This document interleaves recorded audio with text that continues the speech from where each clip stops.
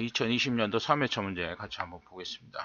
1번에 초저온 저장 탱크에 주로 사용이 되며 차압에 의해서 측정하는 액면계는, 자, 여기서 우리가 차압식이라고도 불리면서 우리가 액화산소 같은 극저온의 액체의 저장 탱크에 사용되는 방식은 햄프슨식을 얘기하고 있습니다. 그래서 U자가 4개 액체 높이의 차로 액면을 측정한다. 차압에 의한 측정 방식이다. 이렇게 얘기를 하고 있습니다. 2번 측정 압력이 0.01에서 10kg 정도고 오차가 플러스 마이너스 1, 2% 정도며 유체 내의 먼지 등의 영향이 적으나 압력 변동에 적응하기 어렵고 주위 온도 오차에 의한 충분한 주의를 요하는 압력계는, 자, 요거는 이제 벨로우즈에 관한 설명이 되어 있습니다. 지금 여기서 우리가 탄성식 압력계 중에서 응답이 가장 느리고 압력 변동에 응하기가 어려운 그런 방식이긴 하지만 지금 같은 경우 유체 내의 먼지 등의 영향이 적다, 이런 내용이 있습니다. 유체 내의 먼지 등의 영향이 적다. 그 다음에 측정 압력 0.01에서 10kg 정도, 뭐 이렇게 나오는 요 전부 설명 자체가 이제 벨로우즈에 관한 설명입니다. 전기 저항 압력계 같은 경우는 압력에 의한 변형의 비틀림, 이것을 전기 저항의 변화로 변환하는 방식이다, 이렇게 되겠고요. 브루동관식 같은 경우는 탄성식 압력계 중에서 가장 널리 쓰이고요. 정밀하다고 볼 수는 없겠지만 측정 압력 범위가 좀 넓은, 그죠? 그래서 한 100kg 정도까지 측정이 가능한, 그죠? 100kg 정도까지 측정이 가능한 것이 브루동관 압력계다. 그 다음 피스톤 압력계 같은 경우는 탄성식 압력계의 교정용으로 주로 사용이 되고 있습니다. 그래서 지금 같은 경우는 2번에 설명이 되겠습니다. 3번 다음 각 가스에 의한 부식 현상 중 틀린 것은, 자, 여기서 틀린 것은 4번에 수소 원자에 의한 강의 탈수소화, 이렇게 되어 있습니다. 그죠? 그렇지만 이제 수소 같은 경우는 고온 고압하에서 탄소강의 탄소와 반응을 해서 강도를 저하시킵니다. 그것을 우리가 수소치성 또는 탈탄작용이라고 얘기하는 것이 되겠습니다. 그죠? 그래서 수소 원자에 의한 강의 탈수소화, 이 내용이 아니고 탄소강의 탄소와 반응하여 강도가 저하되는 수소 취성, 자, 그것이 되겠습니다. 그래서 틀린 것은 4번의 설명이다. 자, 다음 도시가스 사용 시설 중 이격 거리가 가장 먼 것은, 자, 입상관과 화기와의 우회 거리, 화기와의 우회 거리는 우리가 2m 이상, 이렇게 되겠죠. 자, 그 다음에 계량기와 전기계폐기 나오죠. 그래서 계량기와 전기계폐기는 60cm 되겠고요. 그 다음에 입상 밸브의 설치 높이, 밸브의 설치 높이는 통상 우리가 1.6에서 2m, 그죠? 이내가 되죠. 통상 우리가 미만, 이렇게 볼 수 있습니다. 그죠? 사람의 손이 닿아야 되니까, 그죠? 그 다음에 가스 계량기의 설치 높이 마찬가지입니다. 그죠? 1.6에서 2m 미만. 그래서 지금 같은 경우 2m 이상의 거리를 유지해야 되는 1번이 되겠습니다. 자, 5번에 다음 중 공기 액화 분리 장치 주요 구성 요소가 아닌 것은, 자, 우리가 공기 압축기, 팽창 밸브, 열교환기, 이런 것들은 주요 구성 요소가 되겠고요. 수치기 같은 경우에는 우리가 응축수, 그죠? 물을 수분을 제거하는 겁니다. 그죠? 그래서 우리가 드레인을 제거한다. 드레인이라는 것은 특히 응축수, 이런 것들이죠. 자, 이런 것들은 뭐냐? 수분이 혼입됐을 때 동결이 됨으로써 우리가 밸브 배관을 폐쇄시킬 우려가 있기 때문에 수치기라는 것을 설치해서 그 응축수를, 드레인을 제거하는 것이 되겠습니다. 그죠? 그래서 통상 우리가 산소 또는 우리가 천연 메탄을 수송하기 위한 배관과 이에 접속하는 압축기 사이에, 그죠? 배관과 압축기 사이에 주로 설치한다. 이런 내용이 있습니다. 그죠? 특히 이제 뭐냐면 산소라든지 천연 메탄 이런 것을 수송할 때 사용하는 장치가 수치기가 되겠습니다. 그래서 여기서는 4번이 관계가 없다. 자, 다음 중 저압식 공기액화 분리 장치에서 사용되지 않는 장치는, 자, 여기서는 4번의 중간 냉각기. 자, 얘는 저압식이 아니고 우리가 고압식의 경우 중간 냉각기를 이용해서 사용하는 장치가 되겠습니다. 그래서 4번의 설명이 틀렸다. 자, 7번에 공기액화 분리기 내에 이산화탄소를 제거하기 위해서 수산화나트륨 수용액을 사용한다. 1kg의 이산화탄소를 제거하기 위해서 약 몇 킬로의 수산화나트륨을 가해야 하는가, 이렇게 나오겠죠. 그러면 우리가 수산화나트륨하고 이산화탄소의 반응식 이렇게 볼 수 있습니다. 그죠? 그래서 NaOH 플러스 CO2. 자, 이렇게 반응을 한다. 그래서 우리가 지금 같은 경우 몇 킬로그램이 필요하냐, 1kg를 CO2를 제거하기 위해서 몇 킬로가 필요하냐, 이렇게 나오겠죠. 그러면 이제 CO2의 분자량 우리가 계산했을 때 분자량 자체가 얼마입니까? 12에 그죠? 12. 탄소가 12고 산소가 16이죠. 16짜리가 두 개 있다. 32에 44kg다. 그죠? 44kg를 지금 현재 제거하기 위해서 필요한 양이 얼마냐? 자, 그게 뭡니까? 80g. 그죠? 80g. 80kg입니다. 그죠? NaOH 같은 경우는 그래서 Na 나트륨이 우리가 23, 그 다음에 O가 16, 그 다음에 수소가 1이죠. 그래서 다 더해 주시고 얘가 뭡니까? 2몰이니까 그죠? 곱하기 2 이렇게 해서 80이 되겠습니다. 그죠? 그래서 44를 제거하기 위해서 80kg가 필요한데 1kg를 제거하기 위해서 몇 kg가 필요하냐? 이 내용이 되겠습니다. 그죠? 그러면은 뭡니까? 80을 44로 나누어 주면 1kg당 필요한 양이 나오게 되겠죠. 1.8 2번이 되겠습니다.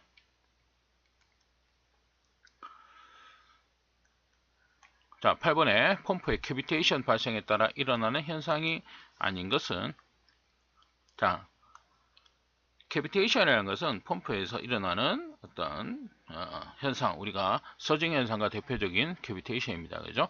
그래서 캐비테이션은 유속이 빠르게 함으로써 공기가 물속에 녹아있는 산소가 분리가 되면서 산소층이 형성되는 안 좋은 현상이다. 이런 내용이죠. 안 좋은 겁니다. 그죠? 안 좋으니까 당연히 뭡니까? 양정곡선이 증가한다. 양정이 증가한다. 양정이라는 것은 물을 퍼올리는 높이를 얘기합니다. 그죠? 안 좋은 일이 발생했는데 양정이 증가한다? 요거는 아니겠죠. 그래서 1번이 답이 되겠습니다. 그죠? 효율은 떨어집니다. 그죠? 효율이 떨어지면 양정도 떨어져야 되겠죠. 그죠? 그 다음에 소음과 진동이 발생하는 현상이다. 그죠? 기세에 대한 침식이 발생할 수 있다. 이런 내용입니다. 그죠? 그래서 양정 곡선, 효율 곡선은 저하, 두 개 다 저하를 해줘야, 저하가 된다. 자, 9번에 다음 중 왕복식 펌프에 해당하는 것은, 자, 원심식은 터빈하고 볼루트죠. 터빈. 그죠? 그 다음에 기어 펌프나 베인 펌프는 우리가 회전식입니다. 회전식. 그래서 왕복식은 왕복식 또는 왕복동식 피스톤, 플랜저, 이런 것들이 다 옆프레임 이런 것들이 있을 수 있다. 답은 4번이 되겠습니다. 자, 10번에 부하 변화가 큰 곳에 사용되는 정압기의 특성을 의미하는 것은, 자, 우리가 정압기의 특성은 크게 정특성, 동특성, 유랑특성 이렇게 볼 수가 있습니다. 정특성은 2차 압력과, 그죠? 2차 압력과 유랑과의 관계를 얘기하고 있습니다. 유랑과의 관계. 그것을 나타내는 게 정특성이다. 그럼 동특성이 뭐냐?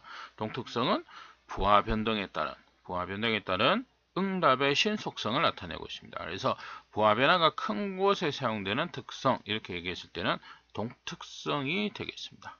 우리가 유량 특성이라면 밸브의 열림과 유량과의 관계를 나타내는 것이 유량 특성이 되겠습니다. 그래서 지금 동특성 자체가 부하 변동에 대한 응답의 신속성, 그것을 나타내는 특성이기 때문에 답은 2번이 되겠습니다. 자, 다음 중 저온 장치에 사용되는 저온 단열법의 종류가 아닌 것은, 우리가 진공 단열법 이렇게 나왔을 때는 특히 고진공 단열법, 그 다음에 분말 진공 단열법, 다층 진공 단열법이 있습니다. 지금처럼 여기서 단층 진공, 자 4번은 관계가 없다.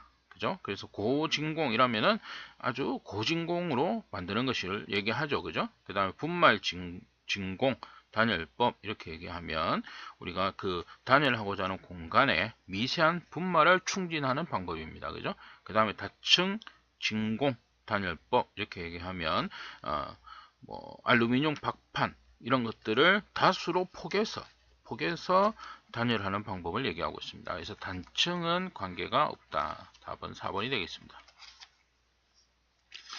자, 12번에 소용돌이를 유체 중에 일으켜 소용돌이의 발생수가 유속과 비례하는 것을 응용한 형식의 유랑계는 소용돌이 이렇게 나오니까 뭡니까? 이거는 와류식에 관한 설명입니다. 그죠? 와류를 발생시킵니다.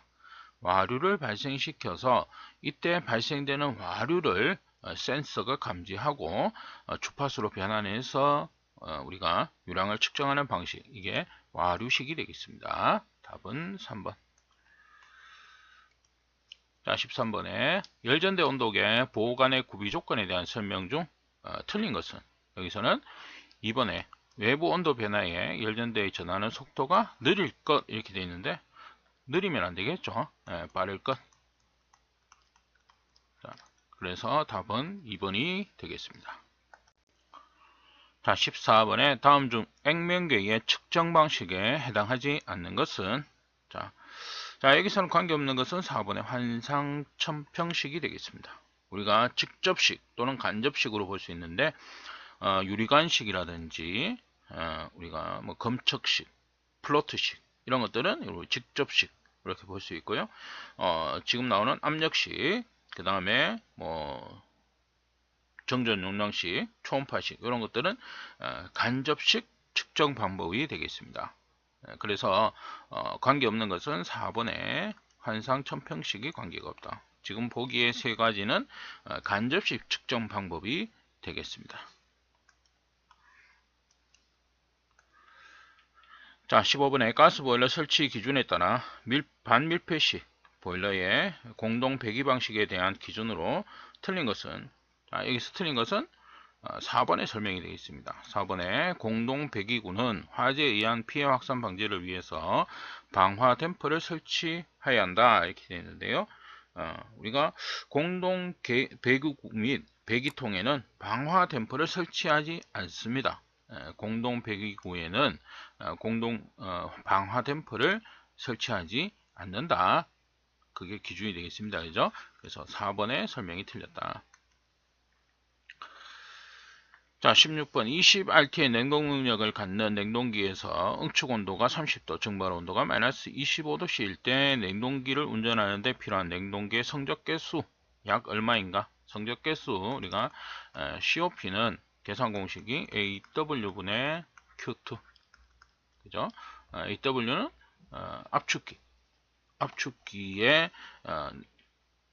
압축기의 일의 열당량, 그죠? 그 다음에 Q2 증발기 되겠죠, 그죠? Q2. 그랬을 때 우리가 이것을 우리가 응축 온도와 증발 온도, 자 이것으로 우리가 계산할 수가 있습니다. 그래서 T1-T2 분의 T2로 냉동기의 성적개수를 구할 수가 있는데 T1 같은 경우는 뭡니까? 응축온도의 절대온도죠. 그래서 273 플러스 응축온도 30도 마이너스 273에 마찬가지로 증발온도 마이너스 25도가 되겠습니다. 그죠? 그 다음에 T1 273 플러스 20 마이너스 25도, 그죠? 바로 마이너스 25 하면 되겠죠. 자, 이렇게 됐을 때 우리가 성적개수 나오게 되어 있습니다. 그죠? 그래서 계산에 의해서 1번에 4.5가 답이 되겠습니다.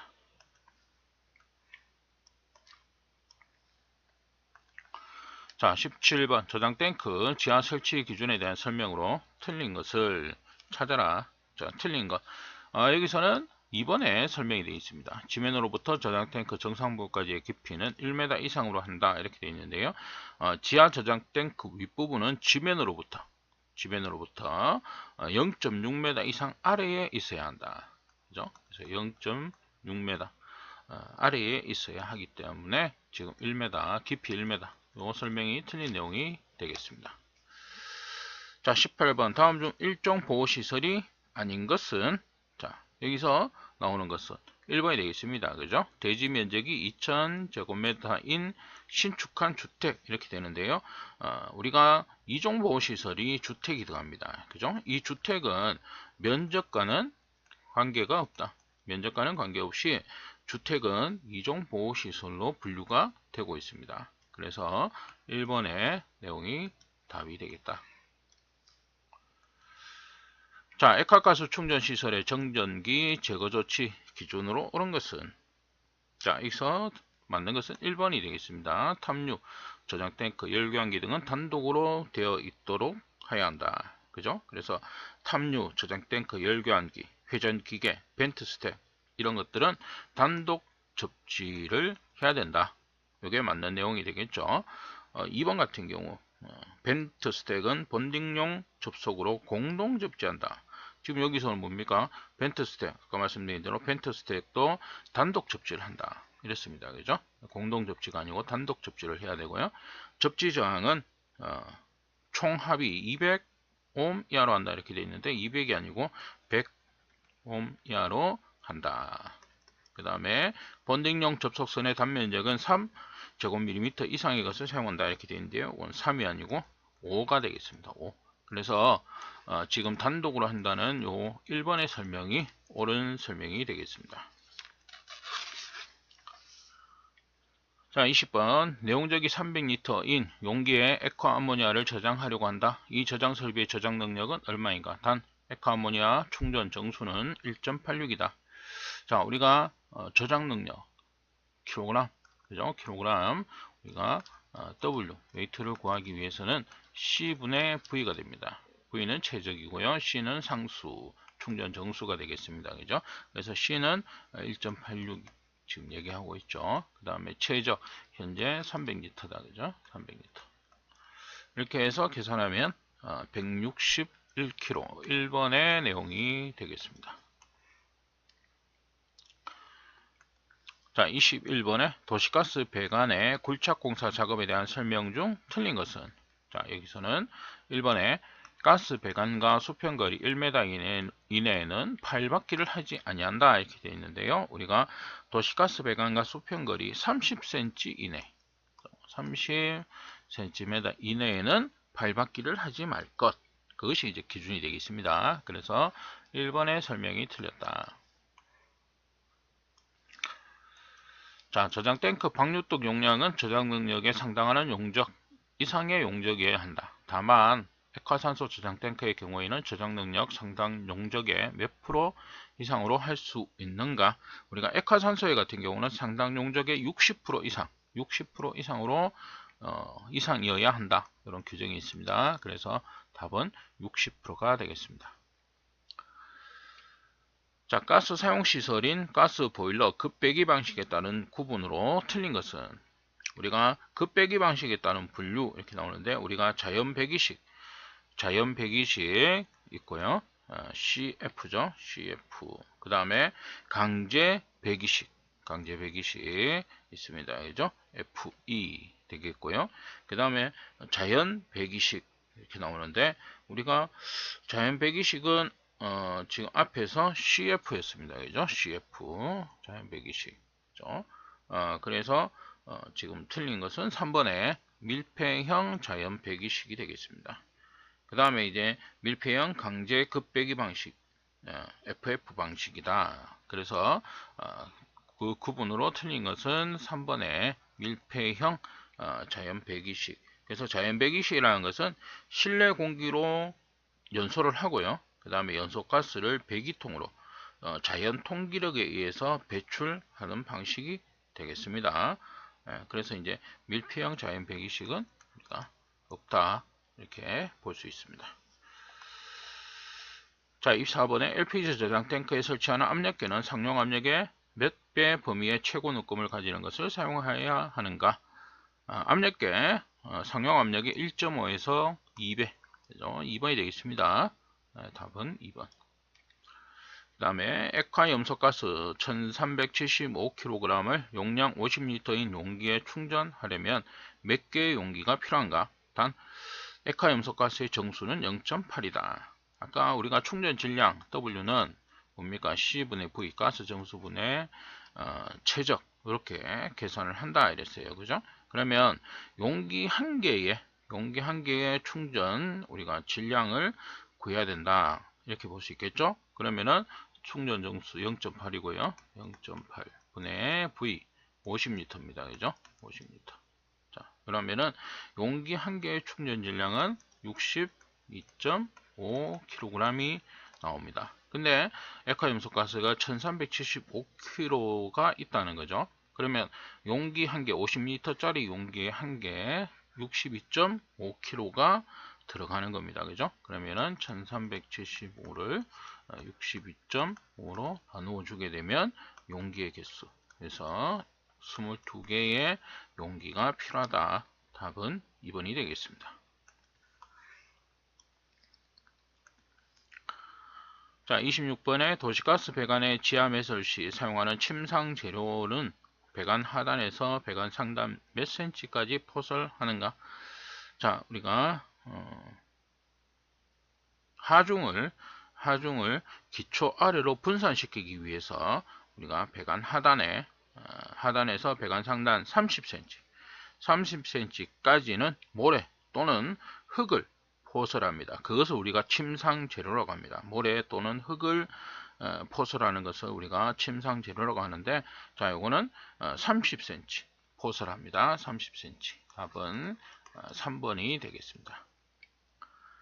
자, 27번 아시틀렌은 폭발 형태에 따라 크게 세 가지로 분류가 된다. 이에 해당하지 않는 것은 우리가 산소와 연소에서 일어나는 폭발이 일어나는 것을 우리가 산화 폭발이 되겠죠.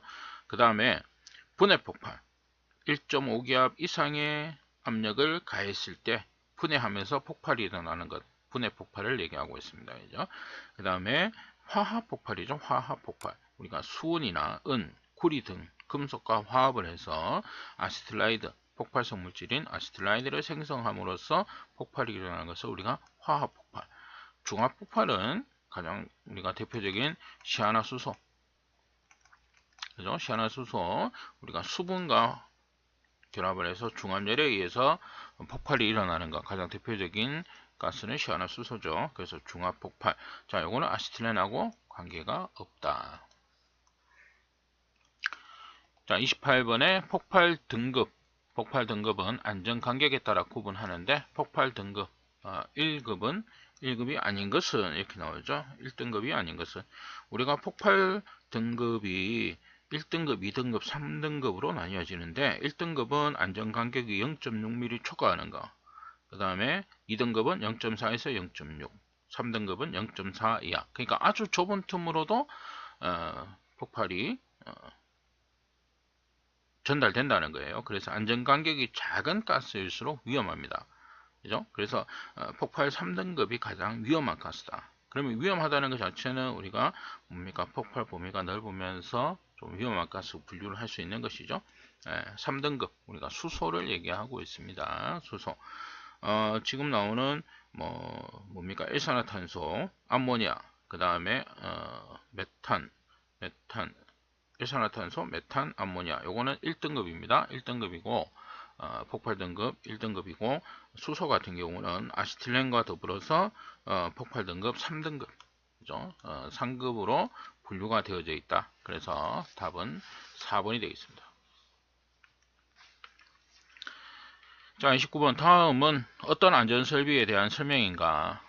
자, 설비가 잘못 조작되거나 정상적인 제조를 할 수 없는 경우에 자동으로 원재료의 공급을 차단시키는 등 과학가스 제조 설비 안의 제조를 제어하는 기능을 한다. 그래서 어떤 조건을 거는 것이죠. 그게 뭐냐면 설비가 잘못 조작됐다 또는 정상적인 제조를 할 수 없다. 이럴 때는 뭐 공급을 차단해라, 정지해라, 이렇게 조건을 거는 것을 우리는 인터록이라고 합니다. 인터록 기구가 되겠습니다. 그래서 정상적인 운전 상태가 아닐 때는 정지를 해라, 이렇게 조건을 거는 것이 되겠습니다. 인터록 기구에 관한 설명이 되겠습니다. 자, 30번 연소에 대한 일반적인 설명 중 옳지 않은 것은, 자, 여기서는 2번이죠. 인하점보다 착화점의 온도가 낮다 이렇게 되어 있는데, 인하점은 인하가 되는 최저의 온도를 얘기하고 있습니다. 착화점은 화기가 없는 곳에서 스스로 발화할 수 있는 온도가 되겠고요. 착화점이 인하점보다 높다, 이런 내용이 되어 있습니다. 착화점이 인하점보다는 높다. 그죠? 그래서 이거는 반대로 지금 얘기를 하고 있는 것이죠. 2번이 틀린 내용이 되겠다. 자, 31번 고압가스용 냉동기에 설치하는 안전장치 구조에 대한 설명으로 틀린 것은, 자, 여기서는 2번이 되겠습니다. 그죠? 2번 안전장치의 경우 고압 차단 장치는 원칙적으로 자동 복귀 방식으로 한다 이렇게 되어 있는데요. 자동이 아니죠. 그죠? 수동입니다. 그죠? 왜냐하면 안전장치이기 때문에, 자, 고압 차단 장치가 작동했다는 것은 어떤 고압에서 문제점이 발생되었다는 것이죠. 그래서 그 문제를 해결하고 재가동을 해야 되기 때문에 자동으로 복귀하면 안 된다는 것입니다. 그죠? 그래서 문제를 확인하고 수동으로 복귀를 시켜야 되겠죠. 그래서 2번이 틀린 내용이 되겠습니다. 자, 32번 다음 독성가스 중 제독제로 물을 사용할 수 없는 것은, 자, 여기서는 황화수소가 되어 있습니다. 황화수소. 자, 나머지 3개는 제독제로 물 사용합니다. 그죠? 사용할 수 있는 것이고, 황화수소는 가성소다 수용액, 탄산소다 수용액이 우리가 제독제로 사용하는 것이 황화수소가 되겠습니다. 그죠? 그래서 물과 관계없는 것은 4번의 황화수소가 되겠습니다. 자, 33번 차량이 통행하기 곤란한 지역의 경우 액화 석유가스 충전 용기를 오토바이에 적재하여 운반할 수 있다. 다음 중 오토바이에 적재하여 운반할 수 있는 충전 용기 기준에 적합한 것은, 여기서는 1번이 되겠습니다. 충전량이 10kg인 충전 용기, 적재 충전 용기 2개 이렇게 되어 있습니다. 그죠? 그래서 적재하고자 하는 충전 용기는 충전량이 우리가 20kg 이하, 기준은 20kg 이하이고, 그 다음에 적재수는 2개 이하인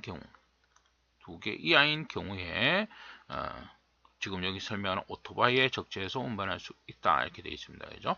나머지는 지금 뭐냐, 요거는 중량은 되지만은, 그죠? 3개이기 때문에 틀렸고, 마찬가지 3개, 그죠?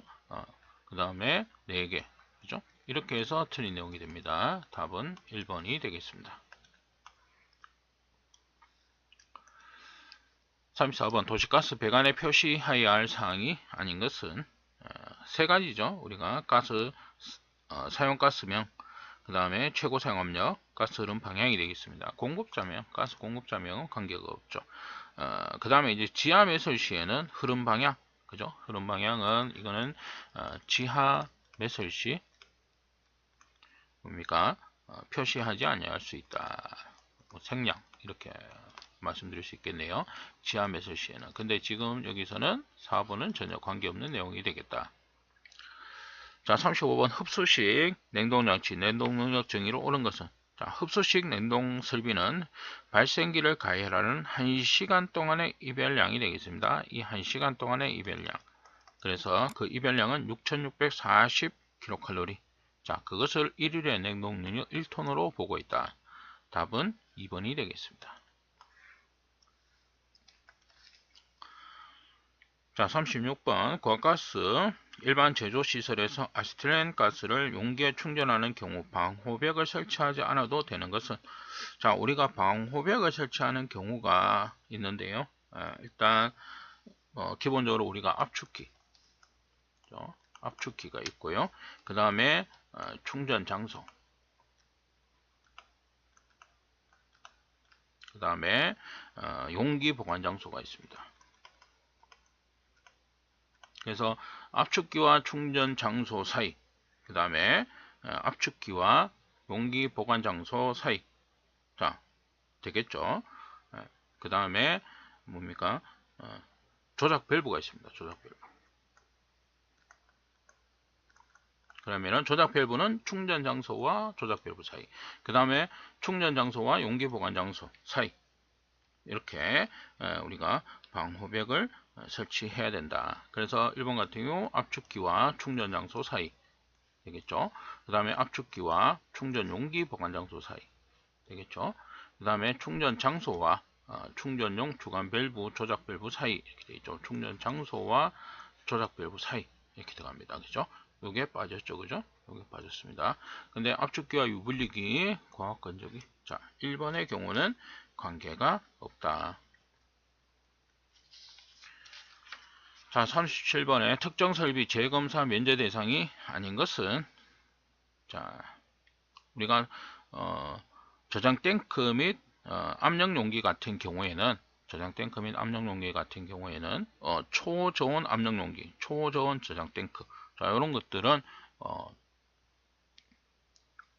재검사 제외 대상에서 제외되는 내용입니다. 그래서 초저온 저장 탱크, 초저온 압력 용기, 그 다음에 역화 방지기, 독성 가스 배관용 밸브 이런 것들이고요. 차량에 고정된 탱크. 자, 1번의 경우는 관계가 없다. 그죠? 그래서 저장 탱크의 경우에는 우리가 차량에 고정된 탱크에 부착되지 않은 안전 밸브 또는 긴급 차단 밸브 이런 것들이 되겠습니다. 물론 저장 탱크 또는 이렇게 볼 수 있는데요. 차량에 고정된 탱크는 관계가 없는 내용이 되겠다. 1번이 되겠습니다. 자, 38번 다음 중 동일 차량에 적재하여 운반할 수 없는 경우는 이렇게 나오죠. 그래서 동일 차량 적재 금지. 이거는 뭐 자주 나오는 내용입니다. 그죠? 염소하고 아세틸렌, 그죠? 아세틸렌. 그 다음에 염소하고 암모니아, 그죠? 그 다음에 염소하고 뭡니까? 수소, 그죠? 수소. 그래서 4번의 내용이 답이 되겠습니다. 39번 가연성 가스라 함은 공기 중에 연소하는 가스로서 폭발 한계 하한과 폭발 한계 상한을 규정하고 있다. 하한 값으로 오른 것은 우리가 가연성 가스의 법적 기준 이렇게 봤을 때는 하한이 10% 이하인 것이죠. 10% 이하인 것이고 폭발 한계의 상한과 하한의 차이가 20% 이상인 것을 말합니다. 그죠? 그래서 하한 값으로 오른 것, 하한 값으로 오른 것은 10% 이하, 1번이 되겠습니다. 그죠? 그 다음에 상한과 하한의 차이가 20% 이상 이렇게 되겠죠. 그래서 여기서는 답은 1번이 되겠다. 자, 40번에 과가스 배관에서 최고 사용압력이 0.2MPa 이상, 1MPa 미만인 경우 공지의 폭은 얼마로 정해야 하는가? 자, 우리가 최소 사용압력 봤을 때 0.2MPa 미만의 경우는 공지의 폭은 5m가 되겠습니다. 그죠? 그 다음에 0.2에서 1MPa까지는 9m. 그죠? 0.2에서 그 다음에 1MPa 이상. 그죠? 이거는 15m가 되겠습니다. 그래서 0.2에서 1 경우에는 9m가 되겠습니다. 답은 3번.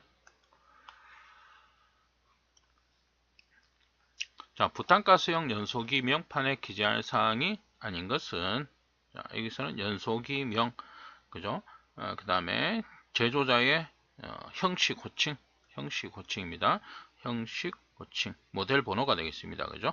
그 다음에 제조 번호, 우리가 로트 번호, 제조 연월 이런 것들 포함이 됩니다. 그렇지만 연소기의 재질명, 그죠? 요거하고는 관계가 없다. 답은 3번이 되겠습니다.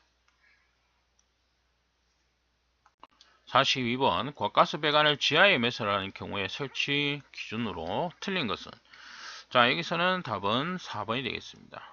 집 표면으로부터 배관의 외면까지 매설 깊이는 산이나 들에서는 1.2m 이상, 그 밖의 지역에서는 1m 이상으로 한다 이렇게 되어 있는데요. 요게 바뀌었습니다. 산이나 들에서는 1m 이상이 되겠고 그 밖의 지역은 1.2m 이상이 되겠다. 그래서 답은 4번이 되겠습니다.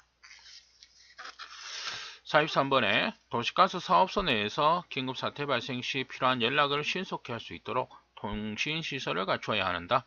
이때 인터폰을 설치하는 경우에 통신 범위는 어느 것인가 이렇게 되어 있죠. 그래서 인터폰의 경우는 안전관리자가 상주하는 사업소와 현장 사업소와의 사이 또는 현장 사무소 상호 간이 되겠습니다. 그래서 지금 여기서는 1번의 내용이 되겠다. 그죠?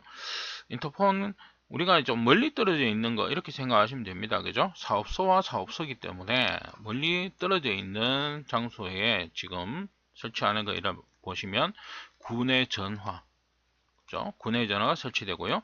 그 다음에 구내 방송 설비, 그 다음에 지금 여기서 얘기하는 인터폰, 그죠? 인터폰이 설치가 되고요. 그 다음에 페이징 설비 이런 것들이 설치됩니다. 그래서 사업소와 우리가 사업소 간에는 좀 거리가 있다 이렇게 볼 수 있고요. 사업소 안의 경우는 사업소 안의 경우는 구내 방송, 사이렌 또는 이제 확성기, 메가폰 이런 것들이 설치가 되고 종업원 상호 간 마찬가지입니다. 페이징 설비, 휴대용 확성기, 메가폰, 트랜시버 이런 것들이 설치가 된다.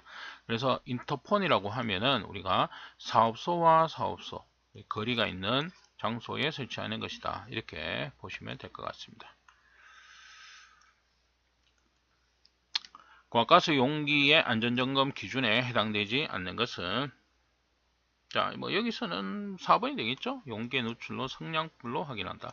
누출을 성량불로 확인한다. 말이 안 되죠, 그죠? 네. 자, 45번 일반 도시가스 사업자 정압기의 분해 점검 실시 주기는 자, 정압기는 2년에 1회 이상 분해 점검을 행한다. 이런 내용이 되어 있습니다. 답은 4번. 자, 다음 보기에 설명하는 정압기의 종류는 자, 언로딩형 이렇게 되어 있습니다. 그죠? 언로딩형. 우리가 로딩형이냐, 언로딩형이냐 이렇게 보통 이제 볼 수 있는 것인데 기본적으로 우리가 레이놀드 정압기 같은 경우는 언로딩형이 되겠습니다. 그죠? 언로딩형. 그 다음에 피셔식이죠. 피셔식 같은 경우에는 로딩형, 그죠? 로딩형이고 그 다음에 엑셀 플로우식은 변칙 언로딩형이다 이렇게 얘기를 하고 있습니다. 그래서 로딩형이냐 언로딩형이냐만 정도만 아셔도 좀 풀 수 있는 방식이 되겠습니다. 그렇죠? 그래서 레이놀드 정압기가 답이 되겠다. 자, 다음 배관 재료 중 사용온도 350도 이하, 압력이 10MPa 이상의 고압관에 사용되는 것은 자, 우리가 배관 중에서 압력을 기준으로 했을 때 크게 우리가 세 가지로 볼 수가 있습니다. 그래서 SPP관, SPP, S, SPP, H 그죠? 그래서 압력이 자, SPP관 같은 경우는 1MPa 이하가 되겠고 SPPS는 1에서 10MPa 자, 그 다음에 SPPH는 10MPa 이상 이렇게 되겠죠. 그래서 우리가 배관용 탄소관관, 압력 배관용 탄소관관, 고압 배관용 탄소관관 이렇게 구분을 할 수 있습니다. 여기서는 2번이 되겠죠. 그 다음에 또 두 가지 정도 더 해주시면 우리가 온도 SPLT가 있고요. SPHT가 있습니다. 그죠?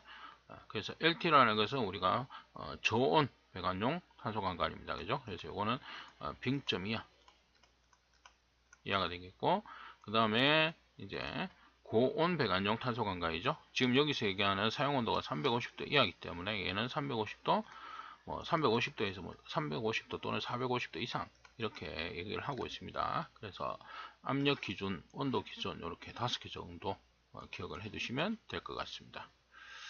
48번 반복 하중에 의한 재료의 저항력이 저하는 현상을 무엇이라고 하는가? 자, 이것은 피로가 되겠습니다. 피로. 답은 3번이다. 교축이라는 것은 뭡니까? 관이 좁아지는 것을 얘기를 하죠. 좁아지는 통로, 이것을 우리가 교축이라고 하고, 크리프, 이렇게 얘기하면 온도가 상승함에 따라 재료의 변형이 증대하는 현상을 우리가 클리프. 그 다음 응력이라는 것은 이제 스트레스입니다. 스트레스, 그죠? 그래서 재료에 하중을 가했을 때 거기에 따른 저항력 이렇게 볼 수 있는 것인데 여기서 저항력이 저하는 현상, 우리가 피로가 되겠습니다. 49번 기하기 성능에 대한 설명으로 틀린 것은, 자, 여기서 틀린 것은 1번이 되겠습니다. 온수 과열 방식은 그 온수의 온도가 90도 이하일 것 이렇게 되는데, 온수의 온도는 80도 이하가 되겠습니다. 그래서 답은 1번. 자, 50번에 탄소강 중에서 저온치성을 일으키는 원소로 옳은 것은, 자, 여기서 답은 1번이 되겠다. 그렇죠? 우리가 2번 같은 경우는 뭐 적열치성,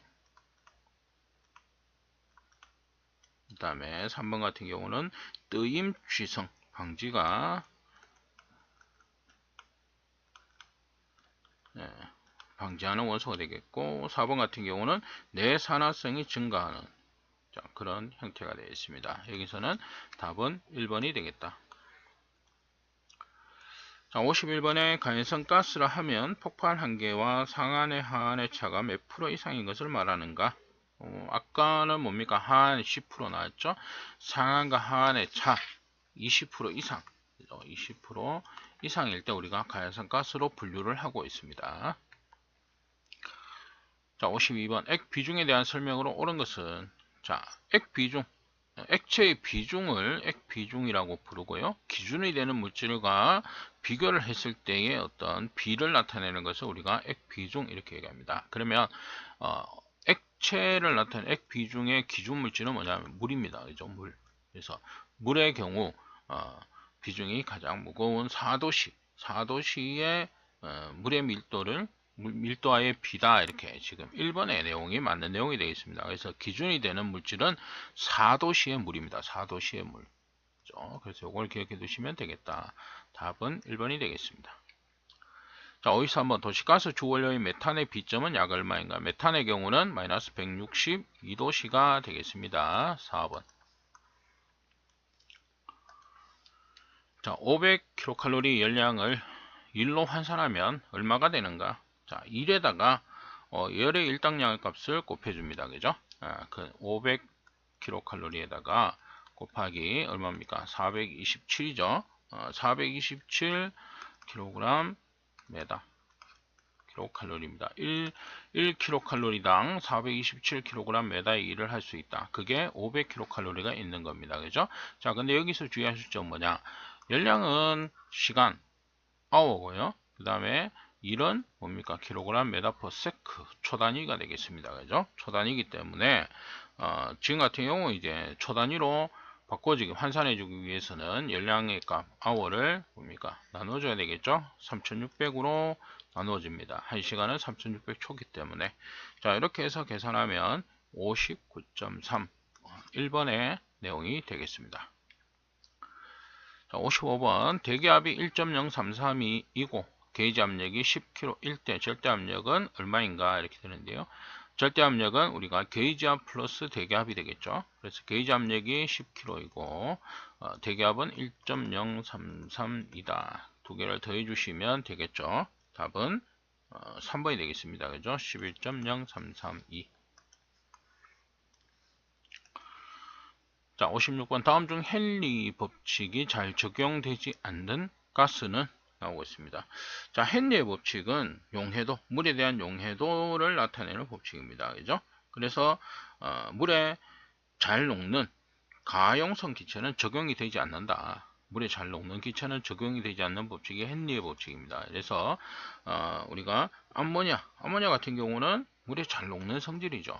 그죠? 제독제로 우리가 암모니아의 경우에는 물을 사용을 하는 겁니다. 그죠? 그래서 암모니아 또는 염화수소 이런 것들은 잘 적용되지 않는 기체에 속하는 것이고요. 나머지 세 개는 뭡니까? 잘 적용되는 기체다. 이렇게 볼 수 있는 것이죠. 답은 4번이 되겠습니다. 자, 57번에 천연가스 성질에 대한 설명으로 틀린 것은, 자, 여기서 틀린 것은 3번이 되겠습니다. 그죠? 공기보다 무거워서 누출 시 바닥에 고인다 이렇게 되어 있는데, 천연가스는 우리가 주 성분은 메탄입니다. 메탄이고요. 공기의 분자량 29g이죠. 그 다음에 메탄 같은 경우 탄소가 12, 수소가 1입니다. 그죠? 자, 이 두 개를 더해주면 총 16g. 16g이기 때문에 공기보다 가볍다. 그래서 천연가스가 아니고 우리가 LPG 같은 경우, LPG의 경우는 탄소가 3개에서 4개짜리인 저급탄화수소 화합물입니다. 그래서 LPG 같은 경우는 무겁다. 그죠? 근데 천연가스가 주성분인 LNG, 메탄이 주성분인 LNG의 경우는 공기보다 가볍다. 그래서 틀린 것은 3번의 내용이 되겠다. 자, 58번의 액화석유가스에 대한 설명으로 틀린 것은, 자, 여기서 LPG, 액화석유가스에 틀린 것은 2번이 되겠습니다. 물에 잘 녹으며 이렇게 되어 있는데, 액화석유가스는 물의 불용해성을 띠는 가스입니다. 물에 잘 녹지 않는다 얘기죠.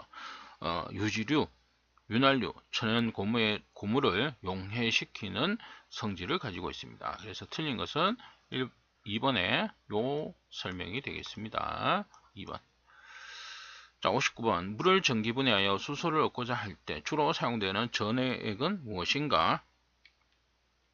자, 우리가 수소 기체와 산소 기체로 분리하기 위해서 수산화나트륨을 넣어줍니다. 수산화나트륨. 그래서 여기서 나오는 것은 20% 정도의 수산화나트륨이 되겠습니다.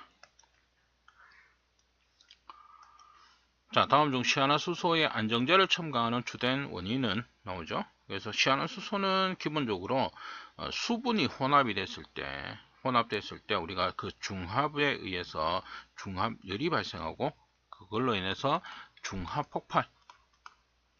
중합폭발을 일으키는 물질이 시아나수소 되겠습니다. 그죠? 그래서 기본적으로